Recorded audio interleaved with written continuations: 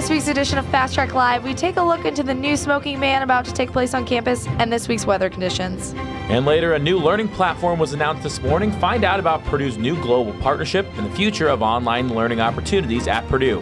And finally, Purdue Athletics brought home a lot of hardware from the Big Ten competition. Sports Director Tommy Barrett catches you up on the success from swimming and track and field. Fast Track Live starts now.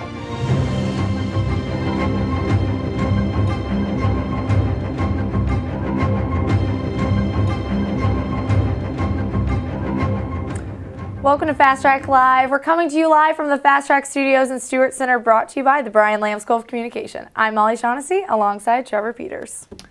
Purdue University will work its way towards creating a healthy campus in the coming years. President Mitch Daniels has been working alongside Purdue student government to slowly phase out smoking at Purdue's campus. Dakota Simon has the story. Recently, Purdue University's campus has looked to change their policies dealing with smoking and tobacco on campus. Purdue student government members Amit Shah and Brett Turk have taken steps towards making Purdue a smoke-free campus in the near future. Their motivation is to improve the overall health of Purdue.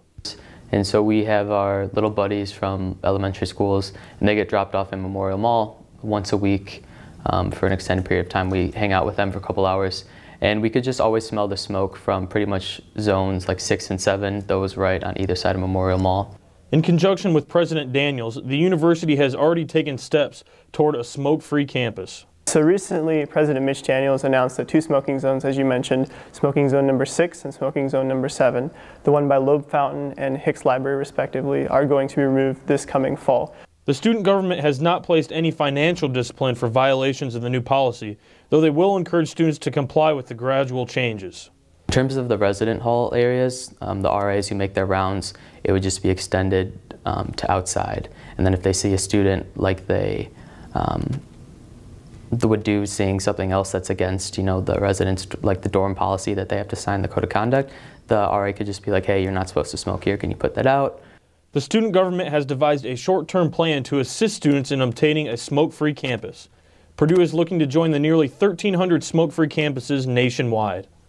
And the first year would consist of the smoking zones on North Academic Campus to be removed. The second year would be South Academic Campus. All the smoking zones would be removed off of South Academic Campus. And the final year would be the removal of the smoking zones on university residences. Dakota Simon, Fast Track Live. When we come back, the future of online learning at Purdue was announced this morning. Find out about the announcement and when it will be implemented coming up. And we'll get an update on the recent rape on campus, so stay with us.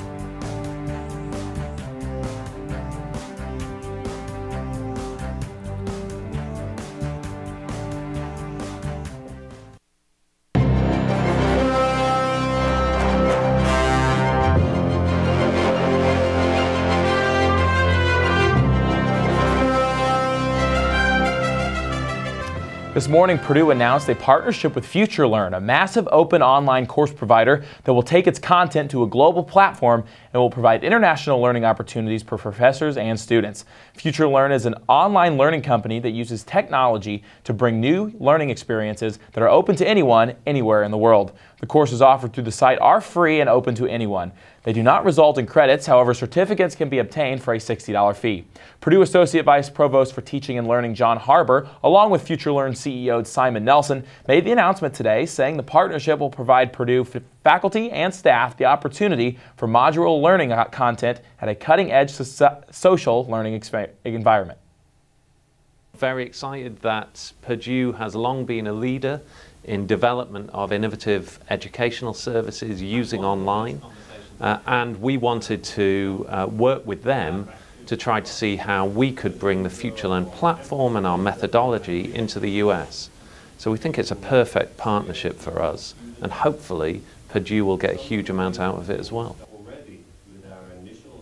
19-year-old Purdue student Donald Grant Ward was arrested for sexual assault on February 12th, has been charged with 2 counts of rape. The victim said she was at a party in her boyfriend's dorm room and fell asleep in his bed. She proceeded to have sex with Ward, thinking it was her boyfriend. After returning from the bathroom, she realized Ward was not her boyfriend. Ward told police that after her boyfriend left, he climbed into bed with the victim. He admitted that he knew the victim thought it was her boyfriend. Ward was in Tippecanoe County Jail but is now out on bond. Presidential historian and award-winning author Doug Brinkley will join Purdue President Mitch Daniels Wednesday for an hour-long discussion as a part of the presidential lecture series. Brinkley has written many books on former presidents, including the award-winning Reagan Diaries, chronicling the diary of the 40th president. He is also a professor of history at Rice University and a history commentator for CNN. The free discussion will begin at 6:30 on Wednesday in Fowler Hall and is open to the public. Now we're going to toss it over to Sheena for your weather.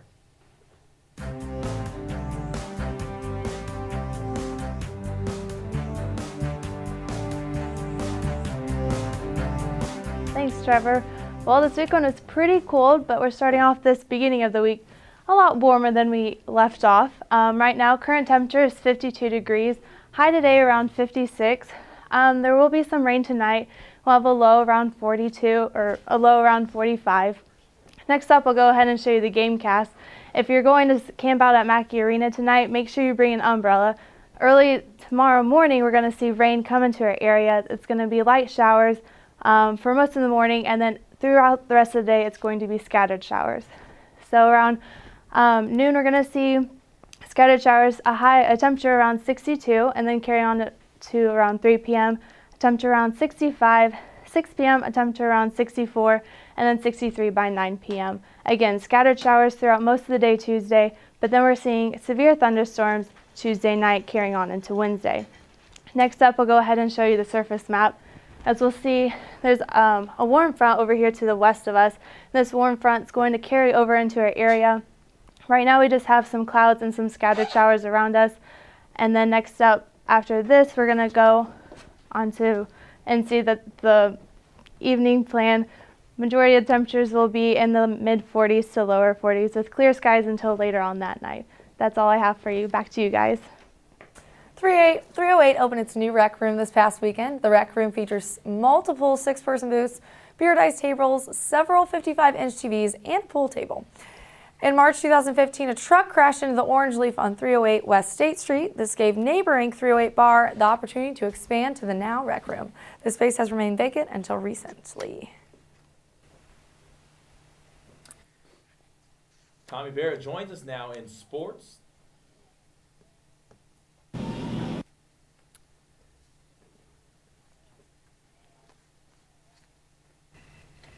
Tommy Barrett joins us now in sports. Tommy, Big Ten championship season in track and field and swimming, and good results coming from both of them. Yeah, for sure. Boilermakers traveled for a few Big Ten championships. Also, we'll update you on the hardwood as well when we come back.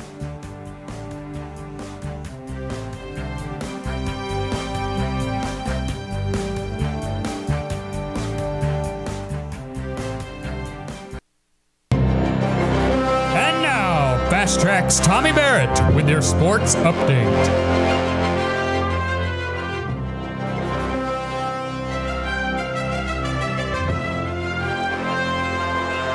Hi guys, Tommy Barrett here with sports. Purdue track and field was in Ohio over the weekend for the Big Ten Track and Field Championships. Boilermakers finished second with 94 points. Redshirt junior Devin Charlton led the team with 28 points and a gold medal in the 60-meter hurdles, which made her the first woman in school history to win gold in that event. Savannah Carson right there won her first individual Big Ten title, and 5 titles won this year bring the total to 33 Big Ten titles in school history. This wraps up the indoor season for track and field, and they now will wait for the NCAA declarations where 16 of the top individuals will advance, as well as the top 12 relay teams.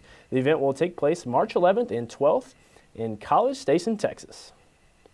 On to the hardwood now.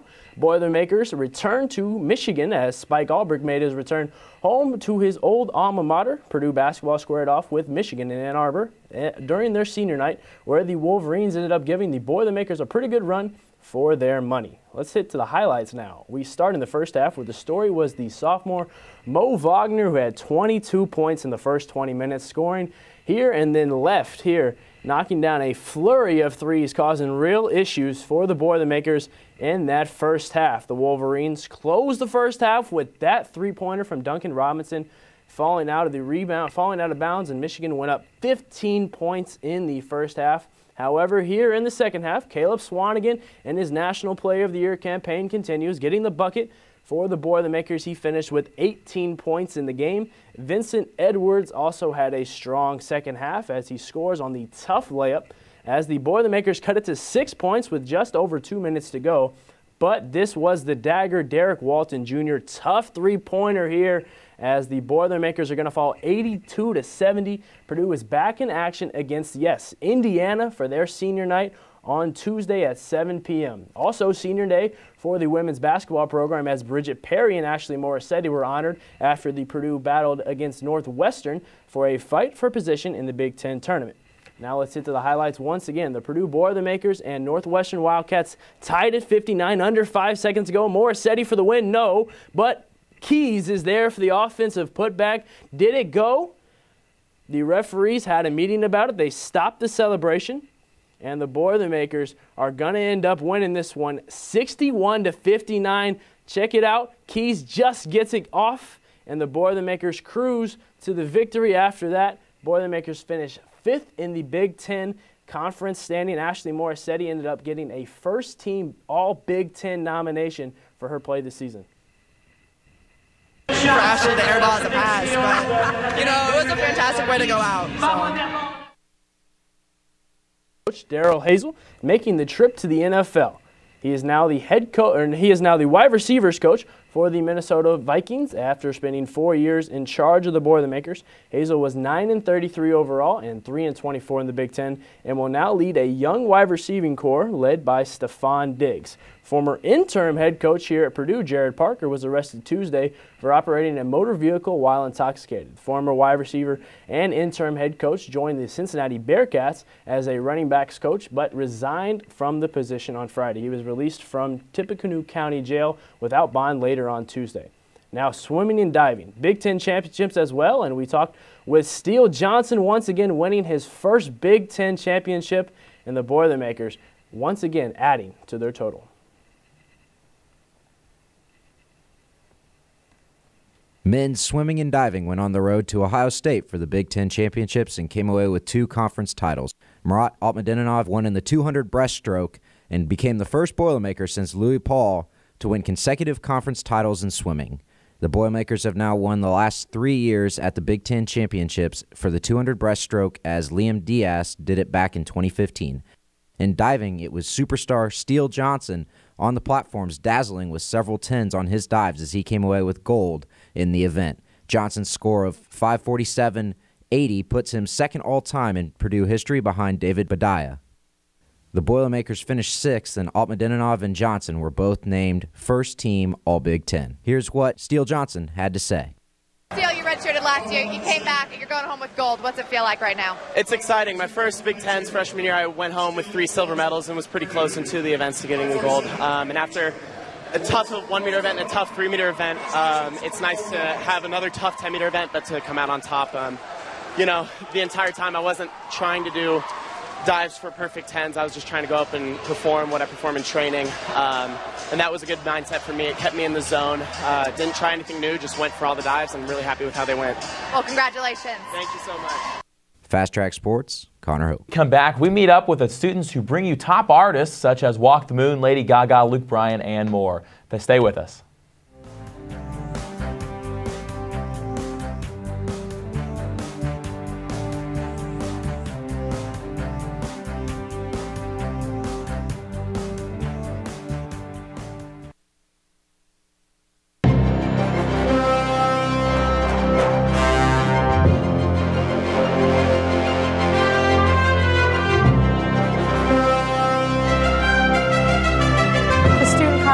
Are the ones that bring the artists and musicians that you want to see at Purdue. The SCC is a group of undergraduate students that go through multiple interviews to be a part of this exclusive team.